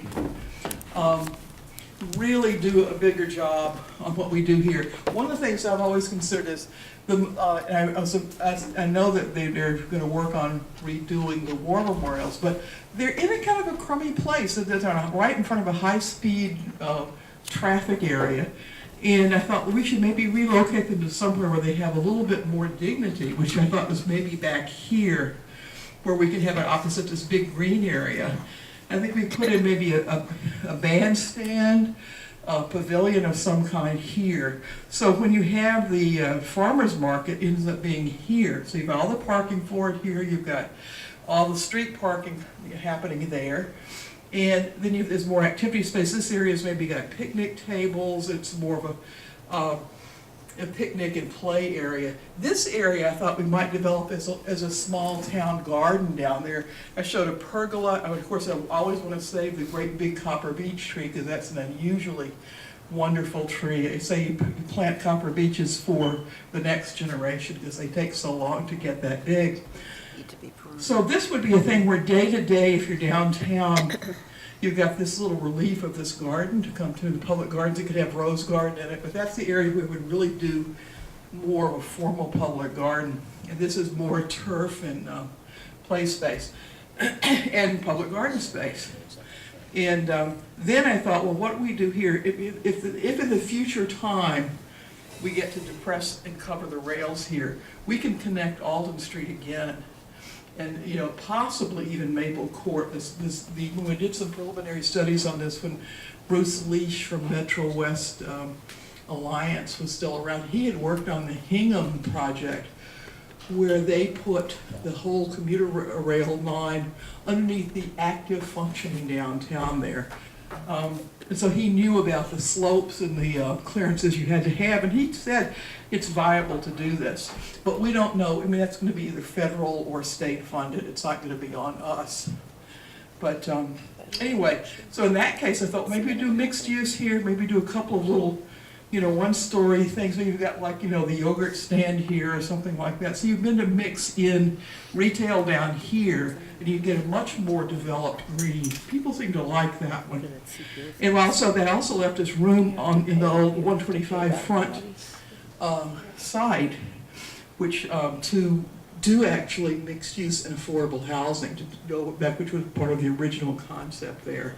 And then if you were down here living in this mixed use, you've got some interesting things to go to. You're not so isolated. So that's one that people like. Then I thought what we really need is more retail in the downtown. And one of the things that always works with retail is you can do two-sided retail. I thought, well, let's put some little liner retail here, like a couple of these little things, like maybe you can get, sit outside on a deck and maybe there's a restaurant where you got like a sandwich or something, or, newsstand. And they're very decorative and small, and it'd be like a walk-through gateway here. And you still have all the green here, but you've got also a retail thing for it. I didn't touch whether anyone ever gets the Needham Bank building or not. But that's always future potential. I think if we really get a lot of economic development going in the downtown, we could maybe then afford to acquire it. But we know it, it used to be $260,000 was its assessed value, and now that's been fixed up, I'm sure it's far more. So we'd have to get to a point economically where we could afford that. So I also thought about, when we narrow this down, maybe because we always know this is a problem here with the in and out from the bank there, that maybe we make this a roundabout, get rid of the stoplight, and maybe put a fountain, rename this fountain, it's already a fountain up the street, put a big fountain there, or some focused thing like that would really be an impact. People remember Ashland because of this amazing fountain down there, and the green and all this other stuff. So, I should say future. But anyway, so that was the ultimate build out. Most people seem to go for scheme 3.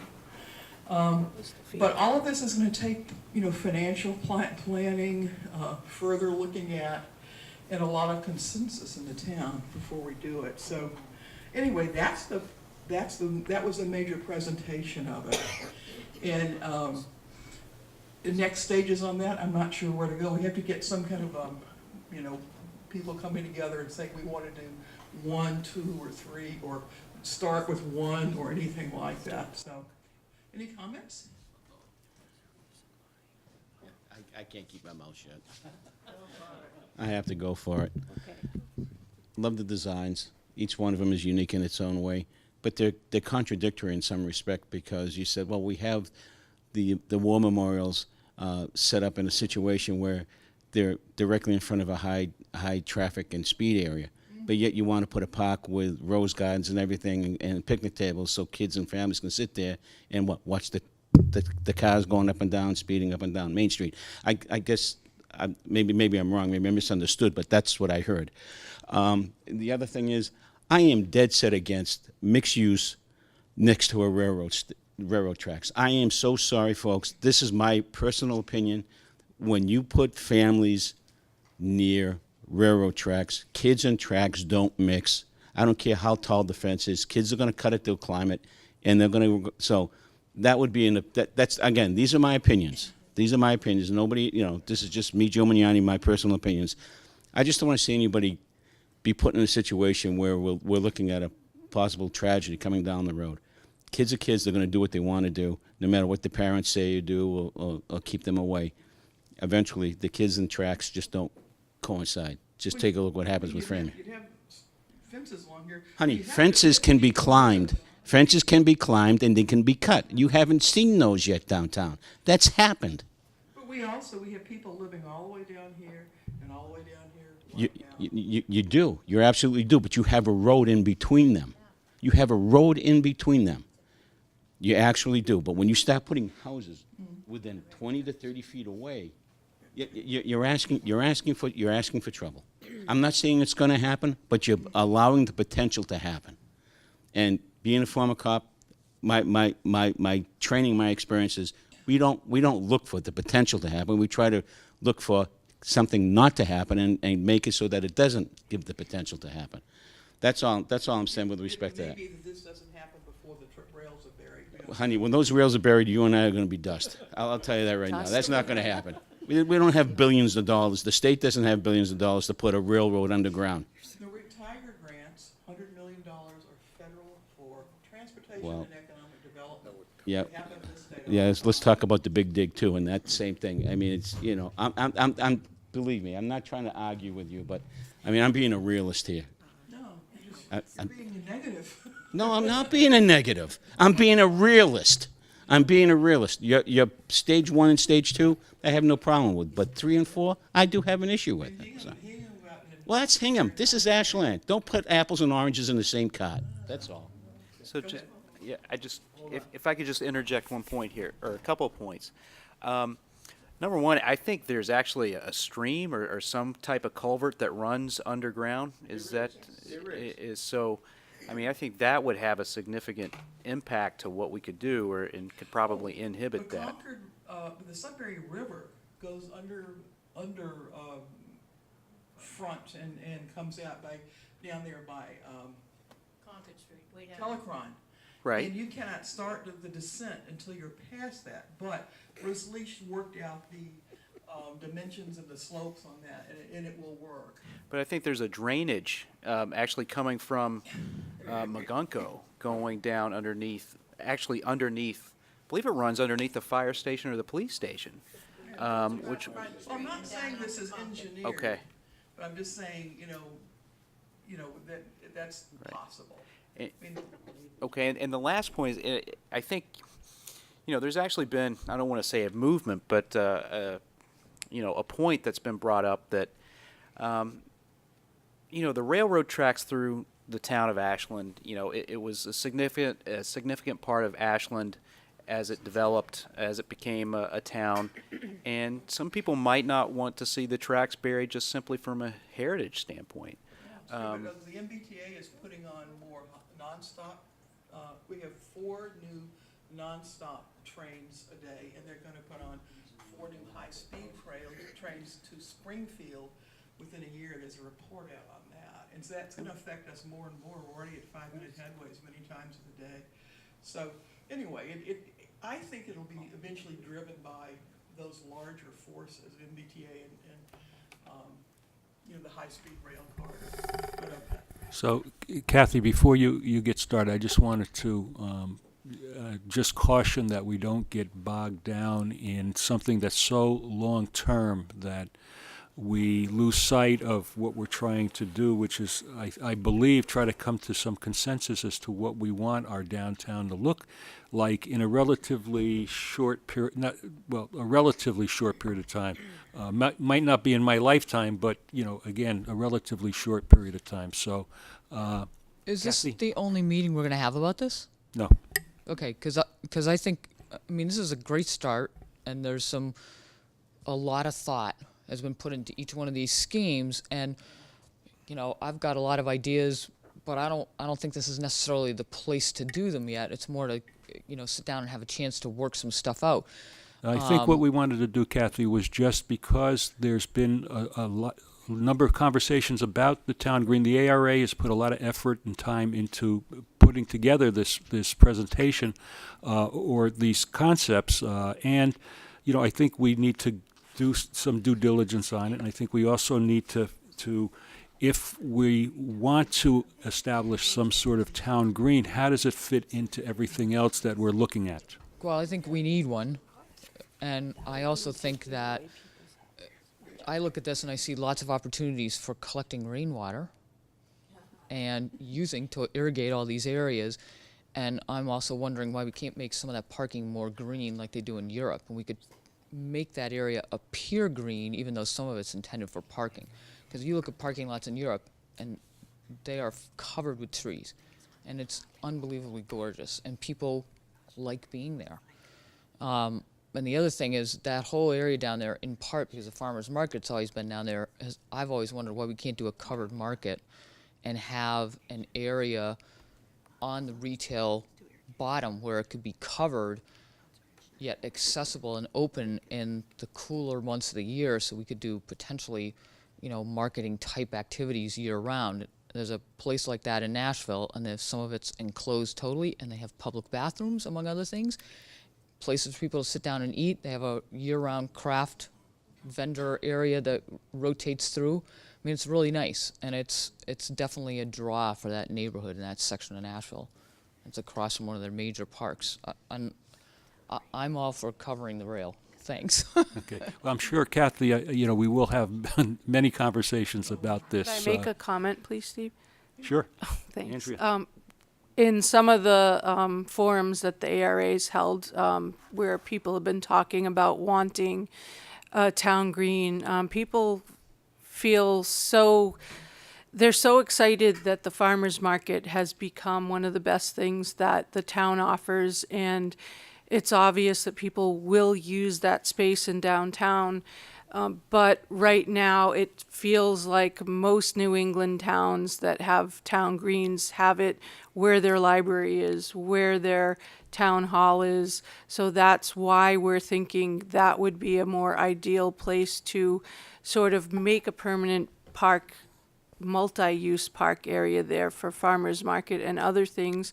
And also, Needham Bank has told us at Arts Ashland that they would like to have more arts events that are much closer to the bank, because they want to sponsor them and they want to have people.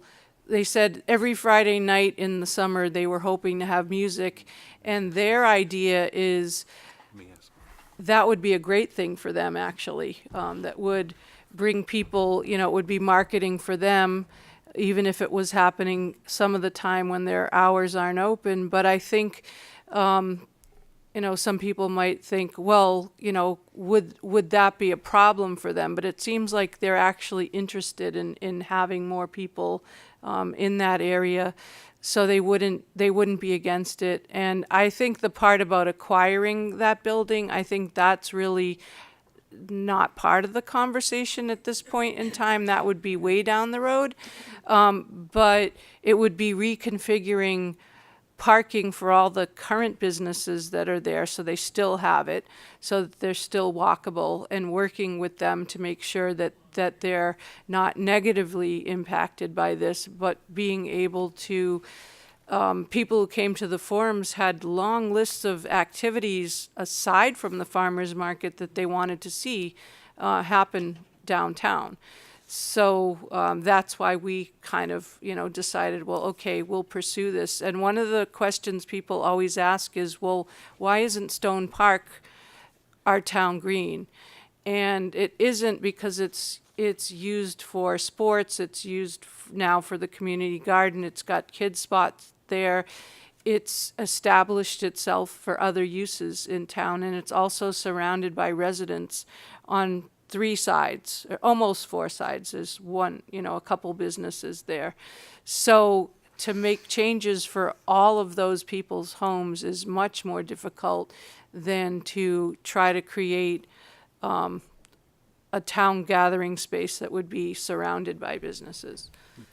Mark, before I yield to you, I have some questions. Actually, my partner in crime, Carl, had asked us to pose as well regarding town green. Number one, and I think, Andrea, you just addressed that. Number one, what will we use the green for that we are not currently using Stone Park for?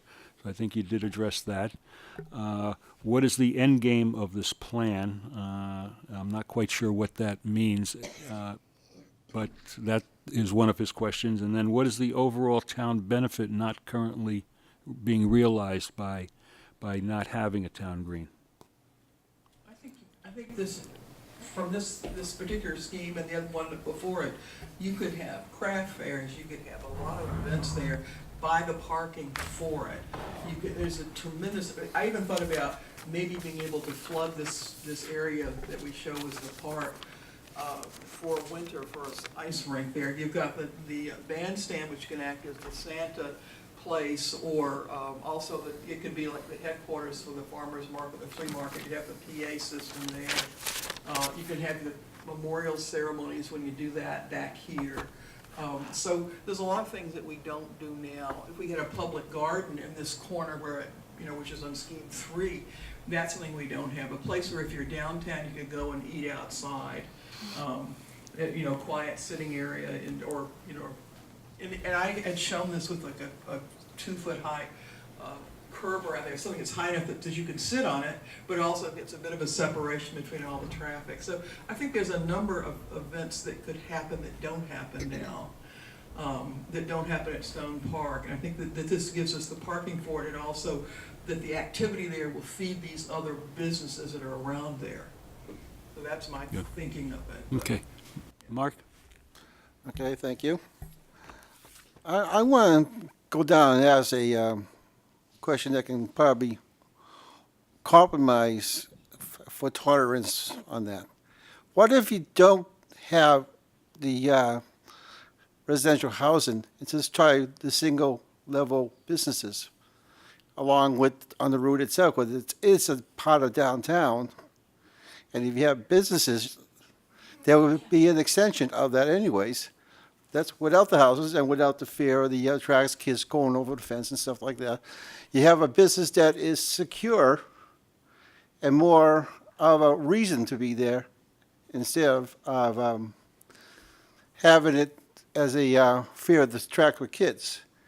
And to move the skate park away, it's more of a fear of having the kids go someplace else to do something else. With a business, it'd be a reason why you keep the farmers market, the bank, and everything else that's there in line. Thank you, Mark. Alex? Hi. So one of the things in my line of work, I'm always looking for the places where we agree versus the places where we come into conflict. So one of the things I notice is as soon as we start talking about whether the rail's going underground, going above ground, getting covered, it kind of shuts down the productive part of the conversation. So I think it would be helpful to look at ways to continue this conversation. We could call it phased, say hopefully someday the train will go underground, but I just notice what happens to the conversation when we start having these conversations. So I'm wondering, I think the seating areas, I think they're beautiful. There's some cities that have done an amazing job with green space. We don't really have the businesses around this area to support the traffic wanting to go there right now also. So there's sort of, I think, a way to partner a phasing plan when we're looking at some of the different ways we're looking at zoning. I think that's very positive. But I just noticed that our approach to things, I think, is making it so it's harder to move forward to the next step.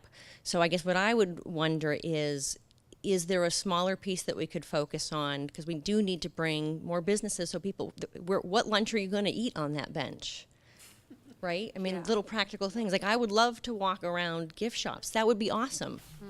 But I could go to the green and want that until I'm blue in the face right now. You know, and so these things all come together. So I guess I just think we get sometimes so worried about the future things. Again, come back to the smaller term, short-term focus. How do we do this just a little bit? Because like you say, you know, the worst thing that can happen is the green gets a little bit better and we've got people asking for more. Great! I thought you could see these as phases, or you could see them as choices. You could start with phase one, probably not, you know, upset anybody that much by taking away a little bit of the parking. Yeah, and I noticed that I was looking at the plans specifically, and some of them I can see where they are phases, but some of them they're different choices. But I think to take a look at those that way, that would just be my suggestion as far as that way we could find something we could all align with and all work together. So, Alex, thank you, and you know, very well articulated. And I just want to, I guess, underscore that with there's an organization actually Sarah turned me on to. It's called Strong Towns, and one of their tenets is their approaches is to rely on small incremental investments, little bets instead of large transformative projects. So I think, you know, you've hit a key point that we should take heed of. So. Yes, this phase four is like, if you did that first off, that sort of qualifies as a silver bullet project. We think that silver bullet's going to solve all of our problems. And if they don't, they cost a lot of money. But the incremental thing, if it works, then we improve on something that succeeds. We've taken not that much risk. Good. John? I just want to address maybe a little bit of Mr. Hackinson's questions because, you know, the ARA has worked behind the scenes on this, and there's been, you know, healthy debate back and forth. But I want to thank Alex because I think you bring up a good point. Let's not get bogged down on the big picture. And I think Mr. Herbert started off the meeting tonight, let's define what we really want.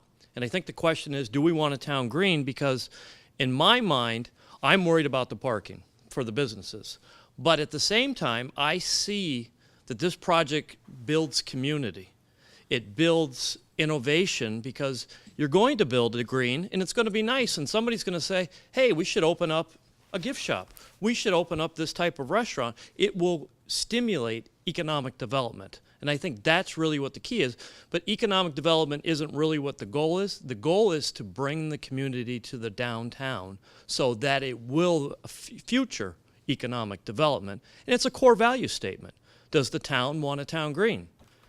Now, a lot of the piece, and Sarah and I might even disagree with this, is there is parking that isn't being thought of, and I don't even think a parking study would be talking about it, but behind Kelly's, there's open land. We could develop that pretty easily for, I'm saying, short dollars, and you could, all of a sudden your parking problem downtown is solved. The businesses are happy. We have a town green. So there's the ability to do there. I've been working on getting the tracks buried for what, a decade now? I remember sitting out on the railroad tracks 6 years ago with Deval Patrick going, yeah, we can get this done. Well, we've had no progress. So we're not going to get it done anything, but does that mean the town doesn't want a town green in the meantime? And I think the feedback we've received is it does. So we have to look at it from a phase, and let's stay positive on the positive things that can be done, and not get bogged down. Because even if we started burying the tracks tomorrow, they wouldn't be buried for another decade even, and that's not even going to happen. So, thank you. Good, thanks, John. So it's a little bit after 9 o'clock. We kind of made that our end time.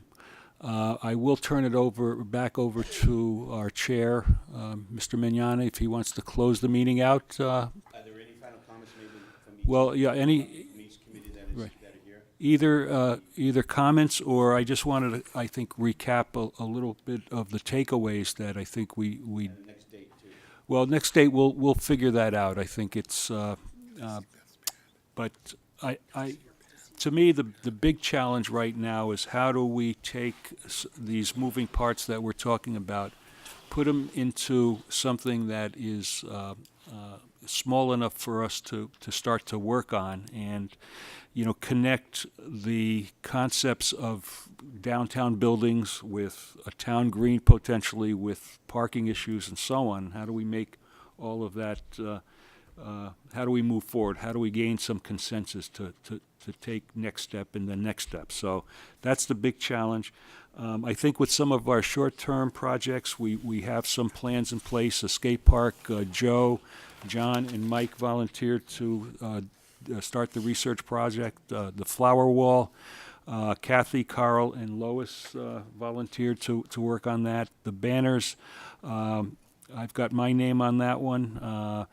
A war memorial, Dave Foster's working on. Public art, I've got myself and Andrea working on that one.